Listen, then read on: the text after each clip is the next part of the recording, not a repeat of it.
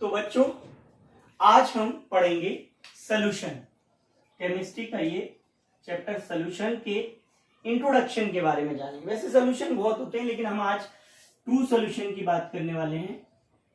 True solution क्या होता है ये हम देखेंगे। तो ट्रू सॉल्यूशन क्या है? द होमोजीनियस मिक्सचर है ये क्या है? द होमोजीनियस मिक्सचर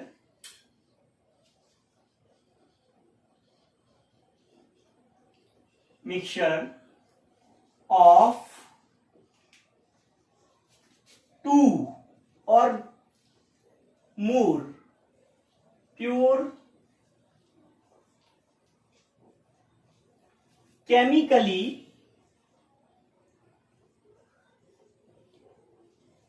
non-reactive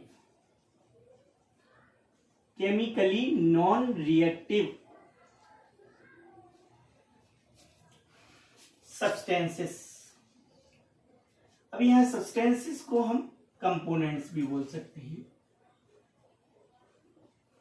क्योंकि किसी भी सॉल्यूशन को जो बनाने के लिए हमें सब्सटेंस रिक्वायर्ड है उनको हम क्या कहते हैं? कंपोनेंट्स। तो ये क्या है? होमोजीनियस मिक्सचर है किसका? टू और more pure chemically non reactive substance का। तो बच्चों ध्यान देना है, क्या ये एक होमोजीनियस मिक्सचर है किसका? हम जान लीजिए जनरली हम टू का बनाते हैं, जैसे टू का बना लेते हैं, सॉल्ट को लेके वाटर में डिसॉल्व कर लेते हैं, शुगर को लेके वाटर में डिसॉल्व कर लेते हैं। बहुत सारे सॉल्यूशंस भी होते हैं जो हम लेते हैं, जैसे सोडा ड्रिंक्स है वो भी एक सोल्यूशन है। बहुत सारे सॉल्यूशंस होते हैं। तो आज हम केवल टू का बना लेते हैं। टू का होता है उसे बाइनरी कहते हैं, जब जिसमें टू कंपोनेंट्स लेने वाले हैं या टू सब्सटेंस को मिक्स करके जो सोल्यूशन बनाने वाले हैं उसको हम क्या कहते हैं? बाइनरी सॉल्यूशन बोलते हैं। और तीन को लेकर बनाने वाले हैं, अगर थ्री ले लेते हैं कंपोनेंट तो टर्नरी बोल देंगे, और चार ले लेंगे तो क्वाटरनरी बोल देंगे। लेकिन आज हम बाइनरी सॉल्यूशन की बात करेंगे, लेकिन डेफिनेशन में मैं पूरी बात लिख रहा हूं, टू और more pure chemically non reactive substance. और एक खास बात, whose composition can be varied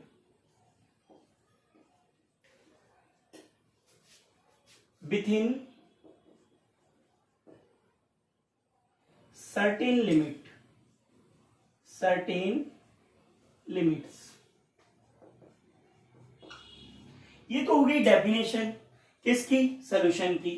तो सॉल्यूशन में सबसे पहले क्या है? होमोजीनियस मिक्सचर है। तो होमोजीनियस मिक्सचर को और समझना है हमको थोड़ा सा कि होमोजीनियस मिक्सचर क्या होगा। तो होमोजीनियस मिक्सचर में आप एक बात याद रखेंगे कि होमोजीनियस मिक्सचर एक सिंगल फेज सिस्टम होता है या सिंगल फेज मिक्सचर होता है। अब सिंगल फेज क्या होता है वो भी जान लीजिए। तो ये क्या है? एक सिंगल फेज सिस्टम है। कैसा है? सिंगल फेज सिस्टम मतलब दो चीजों को लेके मिला दीजिए। Salt is completely dissolve in water. तो सॉल्ट जब कंप्लीटली डिसॉल्व हो गया कहां पर?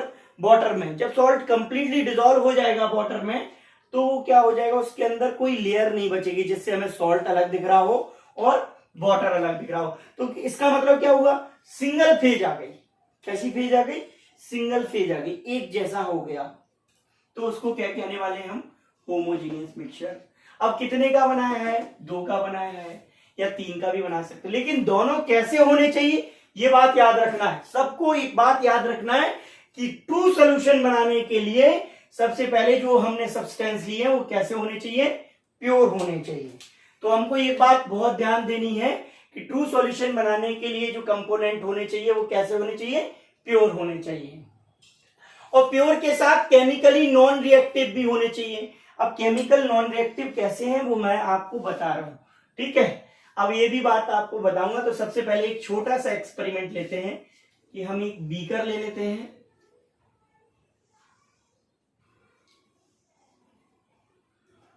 और उस बीकर में प्योर वाटर फिल कर देते हैं। क्या ले लेते हैं? Pure water. एक सिंपल सॉल्यूशन का एग्जांपल समझने के लिए हम ये सिखाएंगे। प्योर वाटर हम इसके बीकर में फिल कर देते हैं और प्योर वाटर लेने के बाद उसमें क्या डाल देते हैं, प्योर सॉल्ट, ये डाल देते हैं। अब ये दो सब्सटेंस हमने ले लिए, लेकिन इसमें से एक जो होगा वो लार्जर क्वांटिटी या लार्जर अमाउंट में लिया जाएगा, लार्जर अमाउंट में हम इसको लेंगे। और हमें पता है वाटर, हम सॉल्ट और वाटर के केस में किसको ज्यादा लेने वाले हैं, लार्ज अमाउंट में हम लेने वाले हैं किसको, प्योर वाटर को। तो प्योर वाटर लार्ज अमाउंट में रहेगा, और ये कंपैरेटिवली अगर बात करें तो स्मॉलर अमाउंट में रहने वाला है। ठीक है, तो जो लार्ज अमाउंट में होगा वो याद रखना है आपको कि सॉल्यूशन के दो पार्ट होते हैं, जो हमारा सॉल्यूशन हम बना रहे हैं उसके दो पार्ट होते हैं। कौन कौन से, एक सॉल्वेंट और दूसरा सॉल्यूट। तो जो लार्ज अमाउंट में लिया गया है विच इज कॉल्ड सॉल्वेंट, और जो स्मॉलर अमाउंट में लिया गया है विच इज कॉल्ड सॉल्यूट। और दोनों को लेकर हमको क्या करना है, सॉल्यूट को लेकर सॉल्वेंट में मिक्स कर देना है। तो क्या बन जाएगा, रिजल्टिंग सॉल्यूशन हमारे पास बन जाएगा true solution. Solute dissolve in solvent, result is solution is form, right. क्या बन गया, सॉल्यूशन बन गया। समझ में आ गया इतना। तो यहां पर ये बात याद रखनी है कि दोनों कैसे होने चाहिए, दोनों सब्सटेंस प्योर होने चाहिए। और जिन सब्सटेंस को आपने सॉल्यूशन बनाने के लिए लिया है, जो सब्सटेंस आपने सॉल्यूशन बनाने के लिए हैं, that substance is called components, और उनको हम क्या कहेंगे, कंपोनेंट। जैसे कि मैंने यहां बता दिया था, सब्सटेंस को आप क्या कहने वाले हैं, कंपोनेंट्स। सॉल्यूशन के ये पार्ट्स हैं दो, कौन कौन से, सॉल्यूट और सॉल्वेंट। तो ये क्या होना है, हमने क्या कहा, होमोजीनियस मिक्सचर। जैसे सिंपल सी बात है, जैसे मिल्क, और मिल्क पहले से एक सोल्यूशन होता है, लेकिन हम इसमें एक और सब्सटेंस डाल सकते हैं, क्योंकि सॉल्यूट की क्वांटिटी हम क्या कहेंगे यहाँ पर, मोर, यानी सॉल्वेंट तो लिया लेकिन उसमें हम सॉल्यूट डाल सकते हैं। सॉल्यूट डालने थे, कौन सा डाल लेते, पानी मिक्स कर देते। दूध वाला 50 लीटर की 50 लीटर की क्या करके लाया, एक केन भर के लाया दूध की, और उसमें 1 लीटर पानी मिला लाया या आधा लीटर पानी मिला लाया। तो हमको नहीं पता चलने वाला कि उसके अंदर पानी है, क्योंकि वो पूरा सिस्टम कैसा दिखने वाला है, single phase system. Single phase system को क्या कहते हैं हम, होमोजीनियस मिक्सचर। और होमोजीनियस मिक्सचर ही क्या है, ट्रू सॉल्यूशन है। समझ गया। तो इतना आसान है सॉल्यूशन को, इंट्रोडक्शन को समझना कि सॉल्यूशन में हमें होमोजीनियस मिक्सचर क्या है। तो होमोजीनियस मिक्सचर में एक बात याद रख लेना है कि वो एक सिंगल फेज सिस्टम है, बस इतने में आपको आ जाए। चलिए, अब इसके बाद हम क्या करने वाले हैं, ये समझ, अब ये सॉल्यूट समझ गए हम, सॉल्वेंट समझ गए, होमोजीनियस मिक्सचर समझ गए, लेकिन एक बात समझनी है कि केमिकली नॉन रिएक्टिव का क्या मीन है। यहाँ पर जो वर्ड यूज किया हूं मैं, केमिकली नॉन रिएक्टिव। तो केमिकली नॉन रिएक्टिव का मीन क्या होता है, तो केमिकली नॉन रिएक्टिव का मीन होता है कि वो सिंपली मिक्स हुए, सॉल्ट ने सॉल्यूशन के अंदर अपनी प्रॉपर्टी रखी हुई है, यानी लॉस नहीं की है। क्या क्या प्रॉपर्टी है उसकी, सॉल्ट सॉल्टी होता है, सलाइन होता है, तो वो सॉल्टी है, ये सॉल्यूशन बनने के बाद भी पता चल रहा है। इसका मतलब इन दोनों के बीच फिजिकल रिएक्शन हुई है, मतलब ये केवल सिंपली सॉल्यूट जो है, सॉल्ट जो है, वाटर में डिसॉल्व हो गया है, पर उसने केमिकली रिएक्शन नहीं की, किसके साथ, वाटर के साथ। तो जब उसने केमिकल रिएक्शन नहीं की किसके साथ, वाटर के साथ, तो हम क्या कहने वाले हैं, ये केवल फिजिकली ही प्रिपेयर्ड हो गया। तो याद रखो, केमिकली नॉन रिएक्टिव है। तो वाटर और सॉल्ट दोनों केमिकल नॉन रिएक्टिव हैं। और ऐसे समझ सकते हैं हम, जैसे हमने लिया सॉल्ट लिया, सॉरी, तो हमने क्या लिया, सॉल्ट, और सॉल्ट में क्या डाल दिया भाई, सॉल्ट में हमने सॉल्ट को हमने वाटर में मिक्स कर दिया। वाटर में मिक्स करने से क्या बन गया, होमोजीनियस मिक्सचर बन गया, या हम कहें सॉल्यूशन बन गया। तो उसको कहेंगे सलाइन वाटर, या सॉल्टी वाटर भी कह सकते हो आप, सॉल्टी वाटर भी कह सकते हो। तो सलाइन, तो सॉल्टी वाटर मतलब सॉल्ट की प्रॉपर्टी है, वाटर मतलब वाटर की भी प्रॉपर्टी है। इसका मतलब क्या हुआ है कि उसमें अभी भी सॉल्ट की और वाटर की प्रॉपर्टी मौजूद है, मतलब ये अपनी प्रॉपर्टी को लॉस नहीं कर रहे हैं, इसका मतलब ये हुआ, जैसे हम मान लीजिए हाइड्रोजन और ऑक्सीजन को मिक्स करते हैं स्पेशल कंडीशन पर लाके, जो रिएक्शन कराते हैं कैटलिस्ट के प्रेजेंस में, तो क्या बनता है कि वाटर बनता है। तो वाटर क्या है, फायर एक्सटिंग्विशर है, राइट, आग को बुझाता है। हाइड्रोजन क्या है, सपोर्टर है, ठीक है, ये सपोर्टर है। ये भी क्या है, किसमें सपोर्टर है, कंबशन में, मतलब जलाने में, बर्निंग में, सपोर्टिंग इन द बर्निंग। और ऑक्सीजन भी सपोर्टिंग इन द बर्निंग, खुद भी जल जाती है ऑक्सीजन। तो दोनों की प्रॉपर्टी क्या है, टोटली डिफरेंट है, किससे, उसके बनने वाले केमिकल कंपाउंड से। तो हम यहां क्या कहने वाले हैं, ये केमिकल कंपाउंड है किसका, हाइड्रोजन और ऑक्सीजन का, राइट। लेकिन यहां पर जो सॉल्ट को वाटर में डाला है, तो अभी भी सॉल्ट की प्रॉपर्टी इसके अंदर है, वाटर की प्रॉपर्टी इसके अंदर है, लेकिन यहां ना तो हाइड्रोजन की प्रॉपर्टी बची है और ना ऑक्सीजन की प्रॉपर्टी बची है। तो इसका मतलब H2O एक केमिकल कंपाउंड है, मिक्सचर नहीं है, होमोजीनियस मिक्सचर नहीं है हाइड्रोजन और ऑक्सीजन का, वो एक सिंगल कंपाउंड है, समझ गए आप। और यहां दो कंपाउंड्स को लेकर हमने मिक्स किया है, सिंपली फिजिकली मिक्स किया है, और वे सिंगल फेज में आ गए हैं, उनमें कोई भी चेंज नहीं आया है। तो हम मतलब उनमें उनकी प्रॉपर्टी बदली नहीं है, तो हम उसको क्या बोलने वाले हैं, सॉल्यूशन बोलने वाले हैं। समझ आ गया होगा आपको इतना। चलिए तो हम क्या करते हैं, इसको रफ कर लेते हैं थोड़ा सा। अब हम एक बात और समझ गए इतनी, देखो डेफिनेशन जब तक क्लियर नहीं होगी तब तक इंट्रोडक्शन का कोई मीन नहीं। और ये डेफिनेशन लिखी है बहुत अच्छे से, अगर हमने इसको समझ लिया तो हम सॉल्यूशन जो है समझ जाएंगे कि क्या हो रहा है। तो केमिकली नॉन रिएक्टिव तक आ गए, होमोजीनियस मिक्सचर हो गया किसका, 2 और more pure chemically non reactive substance का। अब यहां पर जो दूसरी बात समझने को है वो क्या है, वो ये है कि whose composition can be varied within certain limit. मतलब साफ है, कंपोजिशन को वैसे मैं मोल में ले सकता, लेकिन आप ये 9 मोल ले लो, ये 1 मोल नहीं, छोड़ो, आप परसेंटेज से समझ लो, क्योंकि इसको मैं ले लेता हूं 95%, इसको ले लेता हूं मैं 5%, यानी 5% सोल्यूशन बनाने वाला हूं मैं किसमें, वाटर में। किसका सोल्यूशन बनाने वाला हूं, सॉल्ट का बनाने वाला हूं। तो उसका कंपोजिशन क्या हुआ, तो यह याद रखना है कि उसका कंपोजिशन क्या हुआ। तो उसका कंपोजिशन हुआ 95% वाटर, 95% वाटर प्लस 5% आपका सॉल्ट हो गया, ये कंपोजिशन हो गया।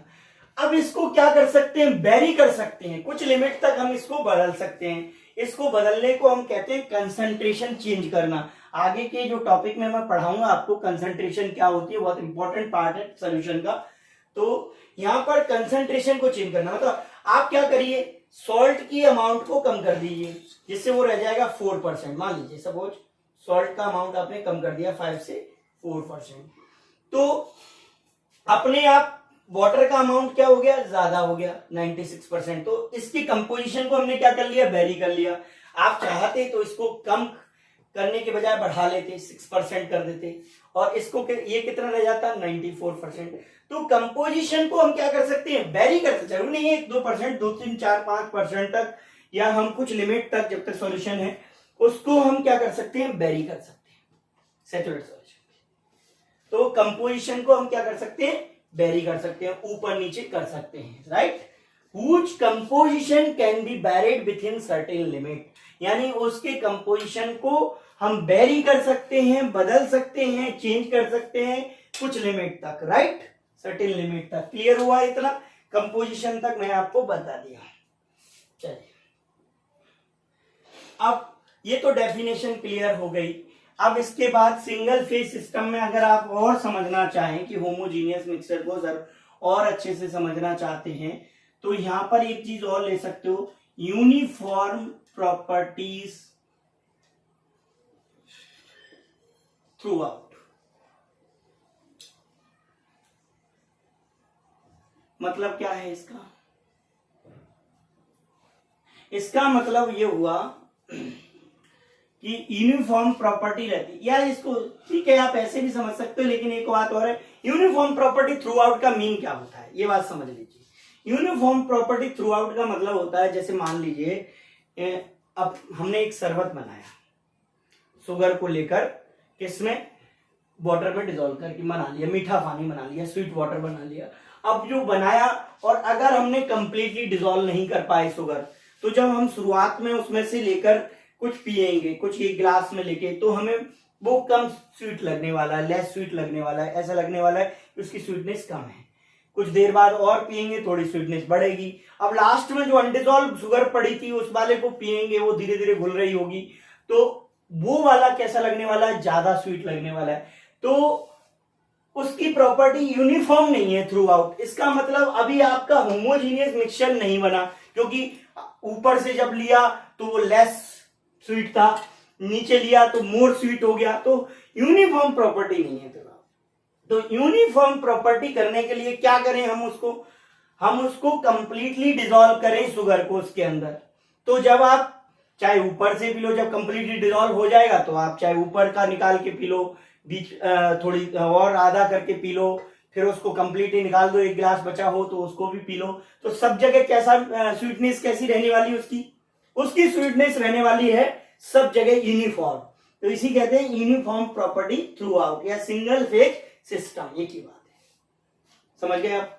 तो होमोजीनियस मिक्सचर की बात हो गई ये। तो अब बात आती है कि दो कंपोनेंट लिए हैं हमने, अगर ट्रू सॉल्यूशन को बात करें तो सॉल्यूशन के कितने पार्ट्स हैं बेटा, ट्रू सॉल्यूशन के दो पार्ट्स हैं, एक हो गया सॉल्यूट और दूसरा हो गया solvent.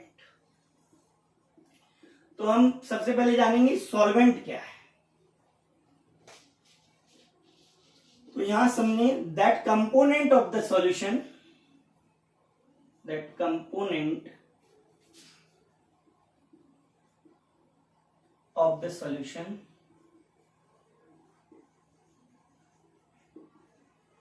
which is present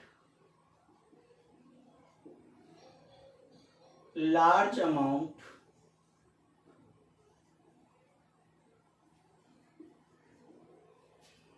by mass.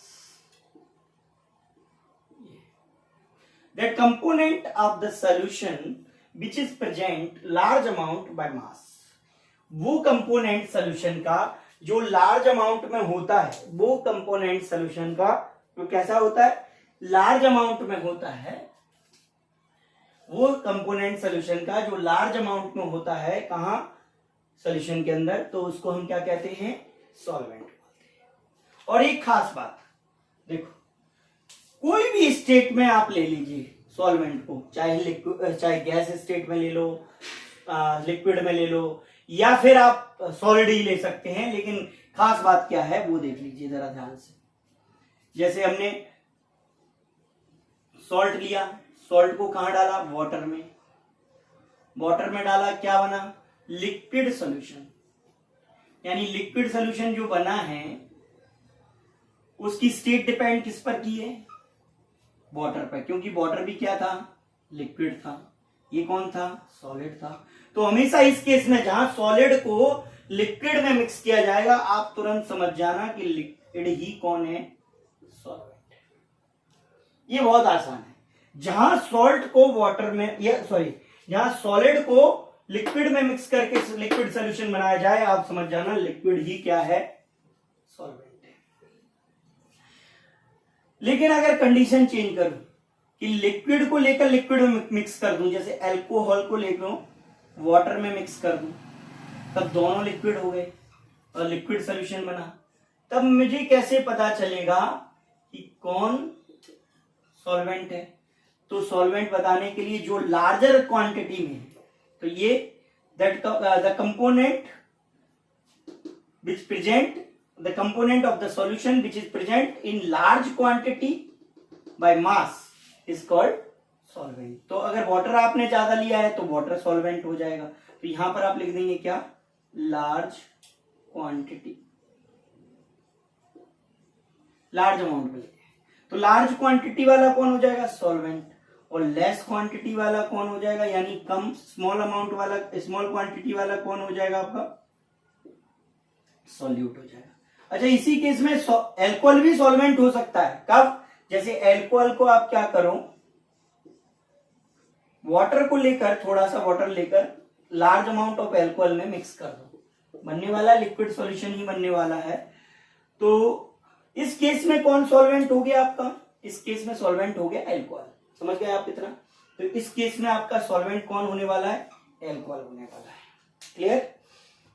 चलिए एक चीज और बताता हूं, अभी इसकी डेफिनेशन को और क्लियर करने वाला हूं ताकि आपके दिमाग में इस तरह से आ जाए कि सॉल्यूशन है क्या, ट्रू सॉल्यूशन है क्या, ये क्लियर हो जाए। इसके बाद कंसंट्रेशन और इसके जो भी पार्ट्स हैं, कॉलिगेटिव प्रॉपर्टीज वगैरह, वो हमें बहुत अच्छे तरीके से समझ में आते रहें। इसके लिए इसका इंट्रोडक्शन बहुत अच्छे तरीके से समझना जरूरी है।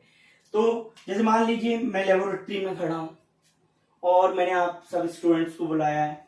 उससे पहले मैं 3 बीकर्स लिया हूं। एक बीकर में मैंने क्या किया है, सॉल्ट भर के रख दिया है।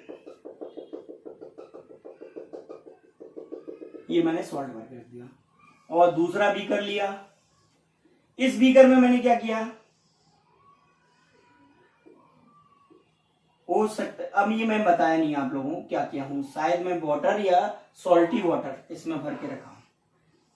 और इस केस, इस थर्ड बीकर में भी मैंने आपको नहीं बताया, इस केस में भी शायद मैं वाटर या सॉल्टी वाटर लेकर रख दिया। अब मैं आपसे पूछना चाहता हूं कि तीनों बीकर में डिफरेंस आपको कहां नजर आ रहा है? ये सॉलिड नजर आ रहा है, लेकिन ये दोनों लिक्विड्स हैं। अब ये दोनों लिक्विड है तो हम पहचान नहीं पा रहे हैं कि कौन सा प्योर वाटर है। समझ रहे हो स्टूडेंट्स?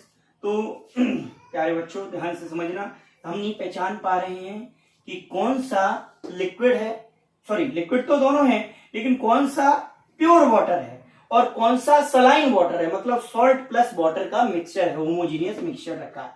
राइट?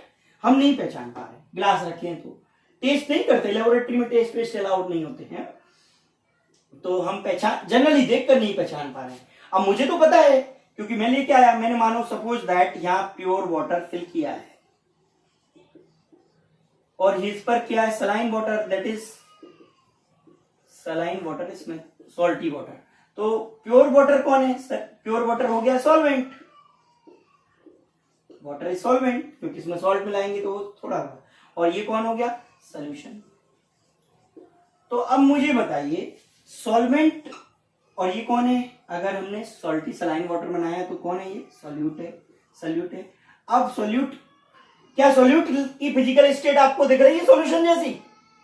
सॉल्यूट की नेचर, मतलब सॉल्यूट दिख रहा है कि सॉल्यूशन जैसा है? नहीं, अलग दिख रहा है। लेकिन प्योर वाटर ऐसा लग रहा था, हमें कंफ्यूजन कर रहा था कि ये सॉल्यूशन है या फिर सॉल्वेंट है। तो साफ साफ पता चल गया कि ये सॉल्वेंट कैसा दिखता है? सॉल्यूशन के जैसा, यानी उसकी फिजिकल स्टेट कैसी है? सॉल्यूशन के जैसी है। ये हटा देता हूं। तो हमें यहां पर एक चीज खास पता चल गई, द फिजिकल स्टेट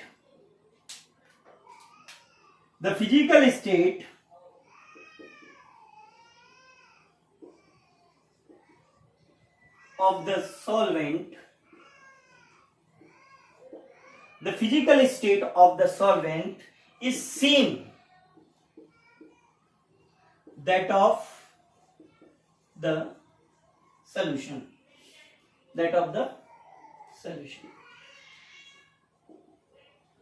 तो फिजिकल स्टेट कैसी होती है सॉल्वेंट की? हमेशा, चाहे सॉल्वेंट को आप गैसियस ले लो, चाहे सॉल्वेंट को आप लिक्विड ले लो, चाहे आप उसको सॉलिड ले लो, उसकी फिजिकल स्टेट हमेशा कैसी होगी? रिजल्टिंग सॉल्यूशन जैसी होगी। ये बात है। यानी सॉल्यूशन कैसा बनेगा, ये आप सब लोग याद रखेंगे। सॉल्यूशन कैसा बनेगा? सॉल्यूशन बनने वाला नहीं, सॉल्यूशन कैसा बनेगा? सॉल्यूशन कैसा बनने वाला है बेटा? तो सॉल्यूशन कैसा बनने वाला है वो उसकी फिजिकल स्टेट पर डिपेंड करने वाला है। किसकी पर? सॉल्वेंट की पर, कि सॉल्वेंट कैसा है। सॉल्वेंट कैसा लिया आपने? गैसियस लिया, सॉल्यूशन भी गैसियस बनेगा। सॉल्वेंट आपने लिक्विड लिया, सॉल्वेंट आपने लिक्विड लिया, सॉल्यूशन आपका लिक्विड बनेगा। सॉल्वेंट आपने सॉलिड लिया, सॉल्यूशन आपका सॉलिड बनेगा। तो physical state of the solvent is same that of the solution. ये बात याद रखनी है सब, समझ गए? तो ये है कंप्लीट डेफिनेशन हो गई आपकी किसकी, सॉल्वेंट की।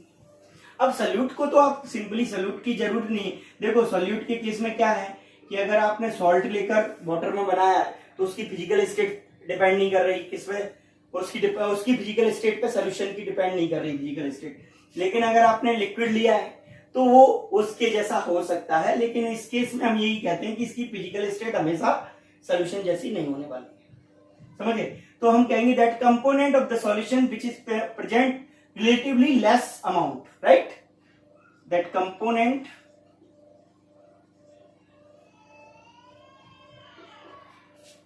of the solution which is present relatively less amount, relatively small amount या less amount by mass is called solute। तो इसको क्या बोलने वाले हैं, सॉल्यूट। समझ गए आप? ध्यान दीजिए बस। जैसे मैंने सबसे पहले क्या किया, इथाइल अल्कोहल लिया, सॉरी इथाइल अल्कोहल को वाटर में मिला दिया। तो वाटर कैसा है, लार्ज अमाउंट में लिया है। तो लार्ज अमाउंट में है तो हमेशा याद रहे वाटर को मैं क्या कहने वाला हूं, सॉल्वेंट। लिक्विड ही सॉल्यूशन बनने वाला है।